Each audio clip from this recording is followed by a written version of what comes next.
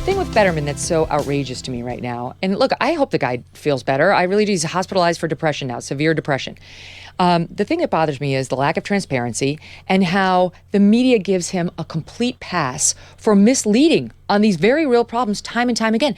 Even the New York Times, which finally, now that he's in office, decided it would be a good idea to be honest about the fact that he'd been in the hospital for 3 nights and actually had a severe problem in the wake of his stroke, and we didn't know what it was. Well, they had an interview with him. They had an interview with his staff at the time talking about his problems, his physical problems, okay? Then, like 4 days later, the news drops. He's going in the hospital for potentially a month or more to deal with severe depression, which was conveniently not in the New York Times report. They had obviously not been told the full story by his staff. And instead of being ticked off as the reporters on the story to try to get the full scope of this U.S. senator's mental and well-being state, everybody launches immediately into, good for you, thank you for being honest. The reason they're not angry is because they were the ones lying. Like they were. It's not that they were lied to. They were complicit in this. I mean, you remember there was a reporter who actually said, he's got all of these disabilities. He couldn't understand what I was saying to him when I was talking. Dasha Burns of NBC. Right. And she got ripped up and down. There were people calling for her firing. There were people in the journalistic outlets like Kara Swisher at the New York Times who were saying, outrageous. she should be losing her job because of this. It's ableism. All the rest of this kind of garbage. And it's an absurdity. I mean, what makes it the most absurd, the Fetterman thing, and truly outrageous, is you even understand politically why people would lie in order to get this guy into office in the first place, because they desperately want the seat. Okay, now he's in office.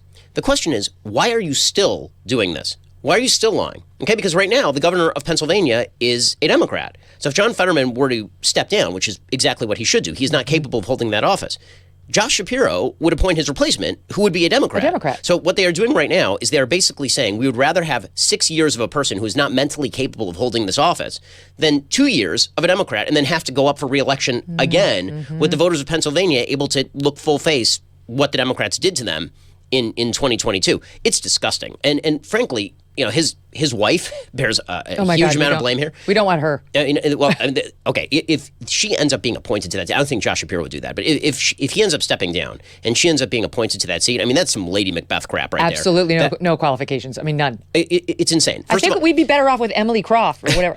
But beyond that, can you imagine treating your own spouse this way? No. I mean, I can't imagine if, God forbid, something would happen to my wife, saying, okay, but it's important that we lie to the entirety of the voting public and just continue to put you out there, endangering your health. The New York Times admitted that this endangered his health to be out there all the time. And they've been intentionally vague on how long he's been suffering from this severe depression. They've telegraphed that it wasn't just in the wake of the stroke, that this has been an ongoing thing. So she knew that he had problems with severe depression, which is a serious problem, and then had a serious stroke that they didn't disclose the full details on. It was much more of a cardiac event than we apparently knew, and had the defibrillator put in and the pacemaker put in, and never gave us access to a doctor who could explain to us what exactly had happened, the cardiologist then or now, and now back in the hospital for an unspecified period. Like, she knew. We didn't know, but she knew. And to your point about the press, so you mentioned Dasha Burns correctly, because she was the NBC reporter who went in there and did this interview, and she had this, moment of honesty where she said, my God, didn't seem like he even understood the small talk before the interview. Rained down Kara Swisher and others on her. Well, listen to how she covers the latest news, okay? She does sort of a couple of bullet points. A senior aide says it's tough to distinguish the stroke from the depression. It's hard to tell at times if he's not hearing you or if he's crippled by his depression and his social anxiety. Okay, fine, this is normal reporting in the wake of the news about the depression. Then she goes on to say this. A senior aide tells me both the staff and Fetterman himself were taken by surprise by the severe onset of the depression. The aide also says this hasn't compromised his ability to do the job going forward, sure, and he'll be back to work once he's taken care of his mental health. Then she adds this. Anyone who has ever suffered from severe depression, myself included, knows how important it is to ask for help.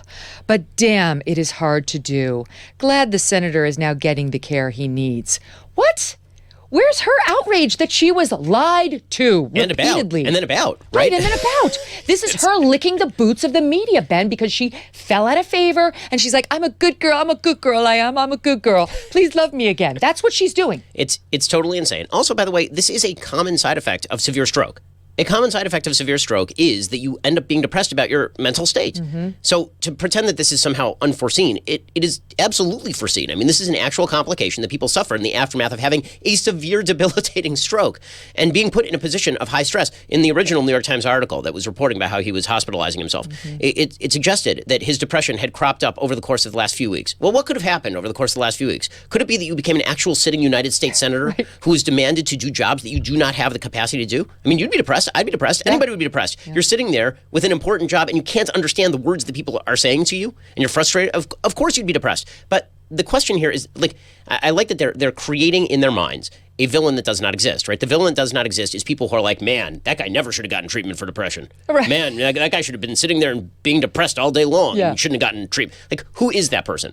Everybody wants people who are depressed to get the treatment that they need. That is not the question. The question is who lied to whom, who is still lying, and is this person capable of holding out the office?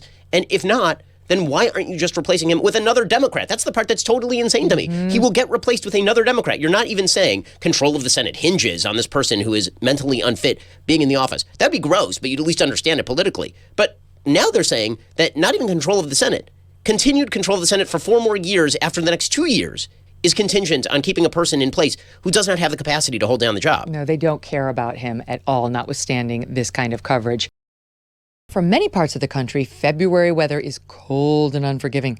The days are short and sunlight can be hard to come by, and those days relaxing by the pool seem all too far away. But when you have a Michael Phelps swim spa by Master Spas, you can enjoy the best of a pool with the therapy of a hot tub, even in the middle of winter. Michael Phelps swim spas come in a variety of sizes to complement almost any yard, even if it's a small one. Michael Phelps swim spas by Master Spas have a water current so you can swim. You can do aquatic exercises, and you can just have fun with the kids. This is going to reinvent your family time. The water buoyancy will relieve pressure on aching joints. Enjoy pure relaxation in the massage therapy seats of the swim spa. And since it's heated, you can use it year-round in any climate. Michael Phelps swim spas are 100% made in the USA by Master Spas, the world's largest swim spa manufacturer. You are going to love your Michael Phelps swim spa by Master Spas. Go to masterspas.com. Put in the promo code MK to save $1,000 on a Michael Phelps swim spa or $500 on a Master Spas hot tub. Masterspas.com, promo code MK. Hey, thanks so much for watching. If you like what you just saw, hit the subscribe button for more clips and full episodes.